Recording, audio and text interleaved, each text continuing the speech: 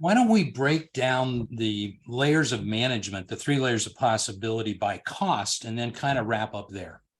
Sounds good. Let's go. Yeah. Owner operator. Owner operator, $75,000 to $100,000 all in. When I say all in, what that means as a franchise insider is that's inclusive of the franchise fee, a one-time fee paid at the beginning of your relationship with the franchise company, usually good for a 10-year license to operate that business in a given territory. The second element of all in is the initial investment. That's the legal description for the hard costs to start the business. That appears in the franchise disclosure document in the item 7. And then the third set of monies you need are the working capital. The franchisors will suggest in their disclosure document what working capital that you might need. So $75,000, $100,000 all in as a general rule in that owner operator category. And to make the category a little bit bigger, because sometimes you might want to get a multiple territory. So we put together a document, Terry, if anyone wants it, we can get it sent out to you. And it's the different quadrants with distinct strategies that we send out. And it can be, again, each of these categories is going to be movable. And Terry's not bringing into account, you might go for multiples or a really large territory. It's up to you. After you do the math.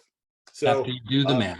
Right. But it could be, I think, 75 to 100. And if you wanted to do multiples, it could even go all the way up to, a couple hundred, depending on what's going on. Yep, that's right. The manager layer of possibility, low end of that range, 125 to 150, upper end of that range, 350, 450,000. Right. Lower end of that range, you have mobile van-based businesses.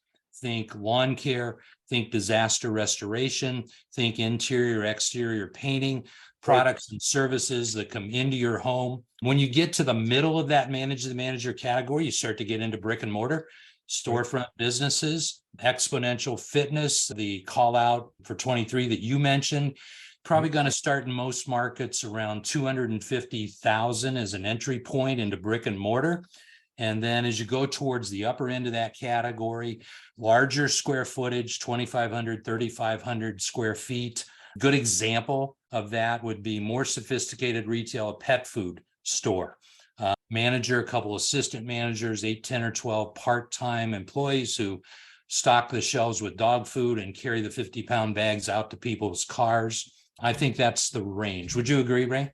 I do. Again, everybody. These are not absolutes, but they're ranges. They're good ranges. When we talk to you, we're going to probably tend to go on the high side for you so that you can have, obviously, you want to be as prepared as possible. Investor, the investor model, I'm going to say 500,000 up. Yep, 500,000 up. That's exactly what I think.